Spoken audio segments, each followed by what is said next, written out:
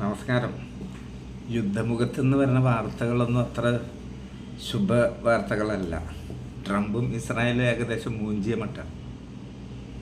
അവർക്ക് ആദ്യത്തെ ചുവടുവെപ്പ് തന്നെ പിഴച്ച്. ഇവരുടെ കാൽക്കുലേഷൻ എന്തായിരുന്നെന്ന് അറിയോ? ഇവർ എയർ അറ്റാക്കൊക്കെ ചെയ്യുമ്പോൾ ഇറാനിലുള്ള മനുഷ്യർ ഖമൈനയോട് എതിരുള്ള ആൾക്കാർ വിപ്ലവം തുടങ്ങും. അപ്പോൾ ഈ GCC അറബ് രാഷ്ട്രങ്ങളുടെ ഒത്താശയോടുകൂടി അവിടെ കയറിപ്പറ്റി അവിടെ വിപ്ലവം, എന്നിട്ട് ഇവർക്ക് പറ്റിയൊരു പാവ ഗവൺമെൻറ്റിനെ വെക്കണം. ഇതൊക്കെയാണ് ഇവരുടെ കാൽക്കുലേഷൻ. പക്ഷെ ഇത് പാളിയത് എങ്ങനെയെന്ന് അറിയാം. ഫസ്റ്റ് എയർ അറ്റാക്കിൽ തന്നെ ഖമൈനിനെ വധിച്ച് വരും. അത് വലിയൊരു ഫാൾട്ടാണ്. അപ്പം തന്നെ ഏകദേശം ഒരു ഒന്നായി ഇറാൻകാർ. ഇവരുടെ സമരമൊക്കെ അവർ മാറ്റിവെച്ചു. നെക്സ്റ്റ് 150 പെൺകുഞ്ഞുങ്ങളാണ് വിദ്യാർത്ഥികളെ ബോംബിട്ട് കൊന്നു. അതോടുകൂടി ജനങ്ങൾ ഒരേ ഇറാൻ രക്തം, ഒരേ വികാരമായി മാറി. അവിടെ തന്നെ ഇവർക്ക് പാളി. പിന്നെ ലീവ് ഓർ ഡൈ, അതാണ് അവരുടെ ഡു ഓർ ഡൈ. അതായത് ജീവിക്കുക അല്ലെങ്കിൽ മരിക്കുക, പ്രവർത്തിക്കുക അല്ലെങ്കിൽ മരിക്കുക, അതാണ് അതിൻ്റെ മലയാളം. അതായത് അവർക്ക് ഇനി ഒന്നും നോക്കാനില്ല, ഏതായാലും ഒരു കൊല്ലപ്പെടും. മരിക്കാൻ പോണ ഡ്രസ്സൊക്കെ കളിക്കണമെങ്കിൽ കുറച്ച് സൂക്ഷിക്കണം. ഞാൻ ഇതിന് മുമ്പത്തെ വീഡിയോ പറഞ്ഞിരുന്നു. ഇതിപ്പോൾ സംഭവം എന്താ, ഈ വേറൊരു ഉദാഹരണത്തിലൂടെ ഞാൻ വ്യക്തമാക്കാം. നമ്മളെ വീട്, അവനവൻ്റെ വീട് സങ്കല്പിക്കുക. അയൽവാസി 2-3-4 വീടുണ്ട്. എവിടെയോ ദൂരെയുള്ള നമ്മുടെ ഒരു ശത്രു അല്ലെങ്കിൽ കുറച്ച് ശത്രുക്കൾ വന്നേച്ചും അയൽവാസിൻ്റെ വീട്ടിലിരുന്നു കൊണ്ട് നമ്മളെ കല്ലെറിയാം. അപ്പോൾ നമ്മളെന്താ ചിന്തിക്കുക? നല്ലൊരു അയൽവാസിയല്ല, നമ്മൾ തിരിച്ചെറിയണ്ട. അങ്ങനെ ആരെയും ചിന്തിക്കുക? തിരിച്ച് ചാമ്പൂലേ? അങ്ങനെയാണ് ഇപ്പോൾ ട്രംപ് GCC രാഷ്ട്രങ്ങളെ ചെയ്ത കൊലച്ചതി. അതാ കാരണം ഇവർ 24, അതായത് ടൈം സോൺ തന്നെ വ്യത്യാസമുണ്ട്. ഈ ഭൂമിൻ്റെ അപ്പുറത്താണുള്ളത് അമേരിക്ക. അവരിവിടെ വന്നിട്ടും ഈ അറബ് രാജ്യങ്ങളുടെ എയർബേസുകൾ ഉപയോഗിച്ചിട്ടാണ്, അതായത് ഇവർ തന്നെ ഉപയോഗിച്ചിട്ടാണ് ഇവർ അറ്റാക്ക് ചെയ്തുകൊണ്ടിരിക്കണം. അപ്പോൾ തിരിച്ച് സ്വാഭാവികമായിട്ട് ആക്രമിക്കണം. എങ്ങിട്ടാണ്? ഇറാൻ കൊടുത്തിട്ട് എല്ലാ വിഭവമൊക്കെ ഇപ്പോൾ കത്താണ്. ഇസ്രായേലിൻ്റെ അവിടെ വലിയ വലിയ എണ്ണ ശുദ്ധീകരണശാല നിന്ന് കത്തുകയാണ്. ആരാംകോ, സൗദിയിലെ ആരാംകോ, അത് കത്തുകയാണ്. അതേപോലെ UAE, എല്ലായിടത്തും കാഷ്വാലിറ്റിയാണ്. അപ്പോൾ ഞാനിതിൻ്റെ റണ്ണിങ് കമൻട്രി പറയുക അല്ലെങ്കിൽ ആരെയും സപ്പോർട്ട് ചെയ്യില്ല. ഞാൻ ആദ്യമേ പറഞ്ഞു യുദ്ധം അപകടമാണ്. ഇപ്പം അമേരിക്കയിൽ വലിയ പ്രക്ഷോഭം നടക്കുക. എന്താ കാര്യമെന്നോ? അവിടെ ഈ യുദ്ധം അമേരിക്കക്കാർക്ക് എന്താ പ്രയോജനം ഉണ്ടാക്കണത്? ഇത് അമേരിക്കക്ക് വേണ്ടിയുള്ള യുദ്ധമല്ല.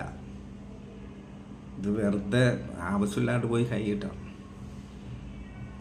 30,000 കോടി, ഇത് മില്യൺ കണക്ക് ഡോളറാണ് ഇതുവരെ ചിലവായത്. 1 ബില്യൺ കോടി പെർ ഡേ അമേരിക്ക ചിലവാക്കുന്നുണ്ട്. അപ്പോൾ അമേരിക്കൻ ജനതൻ്റെ ചോദ്യം ഇതാണ്, ഈ യുദ്ധം അമേരിക്കക്ക് വേണ്ടിയാണോ എന്ന്. അത് സ്വാഭാവികമല്ലേ. അതേപോലെ അതിൽ കുറച്ചുകൂടി കടുത്ത ചോദ്യമാണ് സ്പാനിഷ് വിദേശകാര്യമന്ത്രി ആ സ്ത്രീ പറഞ്ഞ, അവരുടെ പേര് എനിക്കറിയില്ല. അവർ പറഞ്ഞത് യുദ്ധത്തിന് കൂടാൻ പറഞ്ഞു. ട്രംപിനോട് പറഞ്ഞ മറുപടി എന്താണെന്നാ, നിൻ്റെ മക്കളെയൊക്കെ നീ ആദ്യം യുദ്ധമുഖത്തേക്ക് അയക്ക്. ട്രംപിൻ്റെ മോന്, സൗദി രാജാവിൻ്റെ മോനൊക്കെ വലിയ വലിയ കോടികളുടെ ബിസിനസ് ചെയ്ത് സുഖമായിട്ട് സേഫ് സോണിലിരിക്കുകയാണ്. എന്നിട്ട് ആരാനും പെറ്റ മക്കളെയൊക്കെ യുദ്ധമുഖത്തേക്ക് അയക്കുകയാണ്. ആര്? ട്രംപ്. പോയി വെക്കടാ പിടി എന്നാണ്. അവനവൻ്റെ മക്കൾ സേഫാണ്. ഇസ്രായേലിൽ അതിലേറെ പ്രശ്നം. സിവിലിയൻസിന് ഒരുപാട് കാഷ്വാലിറ്റി വരുന്നുണ്ട്. കാരണം ഈ മിസൈൽ അങ്ങോട്ട് വിടുന്ന സുഖമൊന്നും ഇങ്ങോട്ട് വരുമ്പോൾ ഉണ്ടാവില്ല. ഇങ്ങോട്ട് വന്നാലും പറ്റും. ആ ബുദ്ധി ഇവർക്ക് പോയില്ല. കരയുദ്ധത്തിന് ഇറങ്ങിയാൽ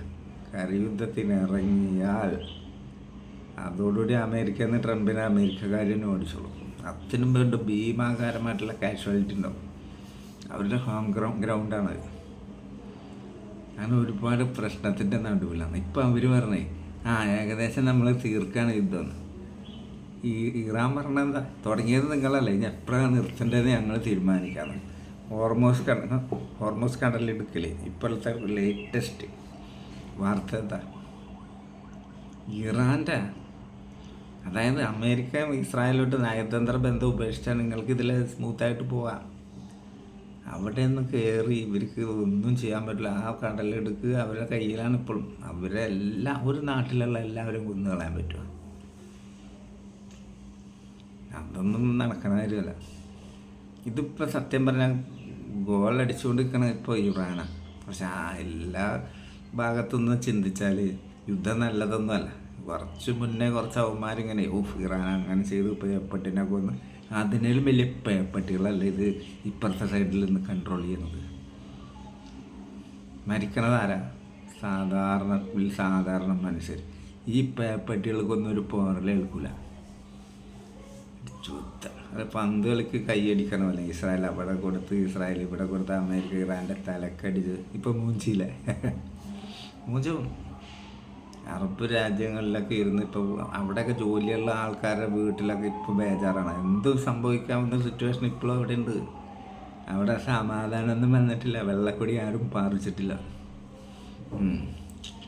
അതൊക്കെ പോട്ടെ. അപ്പോൾ ഞാനിപ്പോൾ പാചക ഗ്യാസ് ലിമിറ്റ് ചെയ്ത് ഇപ്പോൾ KYC ഇപ്പം തന്നെ അപ്ഡേറ്റ് ചെയ്യണം. ഓരോ ആൾക്കാർ ഹോട്ടലിൽ 5 സിലിണ്ടർ സ്റ്റോക്ക് ചെയ്യാൻ പാടുള്ളൂ.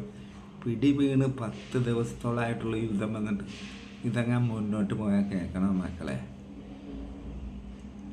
അതാണ് ഞാനൊരു ചൊല്ലുണ്ട്, ആരാൻ്റെ കാര്യത്തിൽ വെറുതെ കൊണ്ടുപോയി തലയിട്ടാൽ ചിലപ്പോൾ ആ തല കണ്ട് ഊരാൻ ബുദ്ധിമുട്ടാണ്.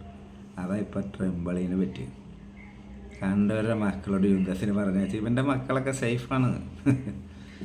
ഏതായാലും യുദ്ധം പെട്ടെന്ന് അവസാനിക്കട്ടെ. നമസ്കാരം.